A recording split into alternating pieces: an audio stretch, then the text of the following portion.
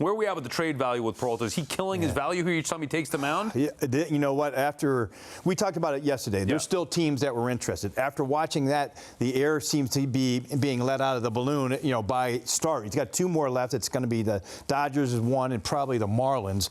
And I don't like the way he's been pitching. I don't like his chances against the Dodgers either.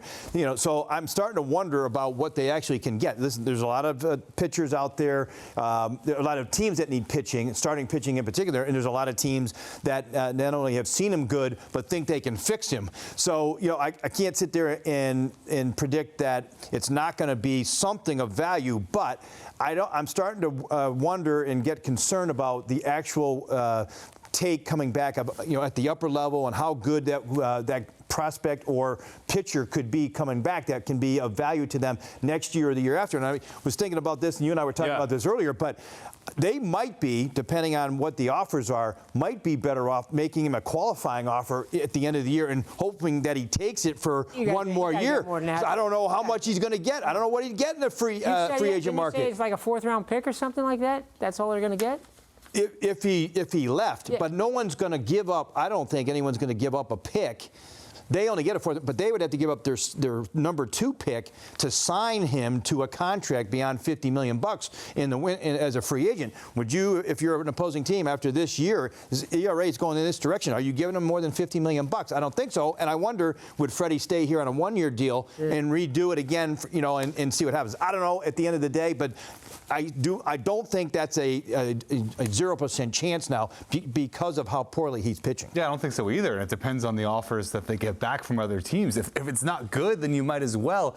And I think from the Mets' perspective, if you can tag him with that qualifying offer and he says, yep, sure, I'll come back on a 1-year deal. It's expensive, but I think you're happy to do it just given his pedigree this season aside. But what I want to focus on, Jim, is you said opposing teams are going to think they can fix him. And I totally get that.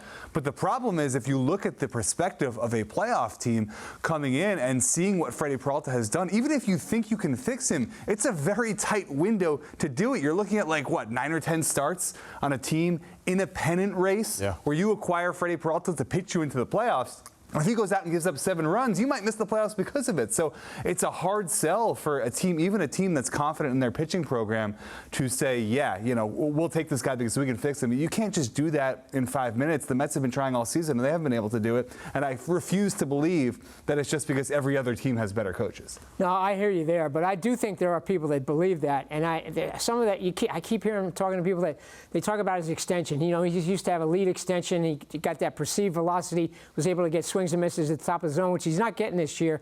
And I know Todd Zeal has talked about that the ABS challenge might have a little something to do with that. But if they ever figure out how to get that extension back, I've seen side-by-sides of him where the arm angle is a little bit lower now. He's more upright. If they can figure that out, and maybe I'm sure some people think they can, then I think somebody's going to give you something worthwhile, more than you would get if you. I don't know if I don't know if he can come back on a 1-year deal even if he has a bad year. Also, by the way, I'm not looking to just dump him and get rid of him. For what? You've got to assess everything and make the proper value. I never thought about this until you brought it up. And then I thought, you know what? If I'm not, hard to justify, I don't care how bad it's gone, hard to justify giving Peralta away for less than what you paid for him just a few months ago. And if I think that at the end of the day, you know what, or David Stearns thinks hypothetically here, I'm not getting good value back for him at the trade deadline, I'm riding it out, and I will extend him that qualifying offer in hopes that he does take it, because I'd rather have him in the rotation next year than just give him away for nothing right now and already take a loss this far into the season here with 1 year. What hope do you have he'd be better with this team next year than he is this year? Well, I think it's worth the risk rather than just dumping him now. And sometimes you get the reset in the offseason. Oh, sure. I think you'll get enough to trade him, though. He can't be this bad. His career ERA is in the 3s.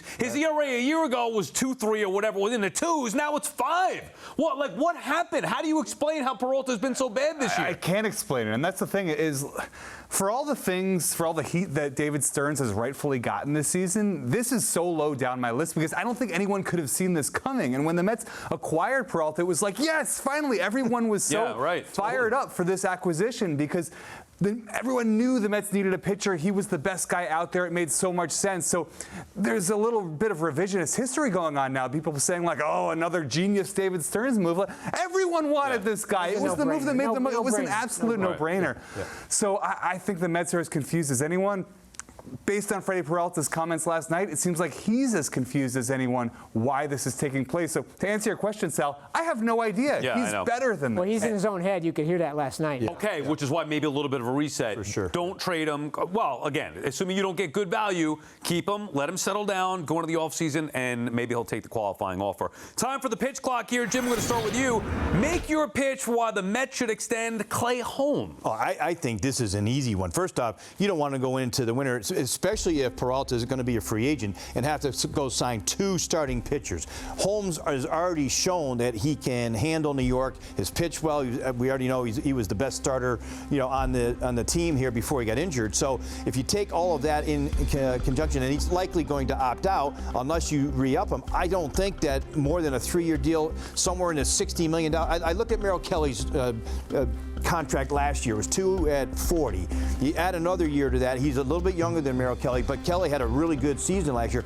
I think if you said 3 at 60, it'd be hard for him to say no, and the Mets would absolutely need him. I think they would do it. So that's my pitch. Come on, let's go. Get it done.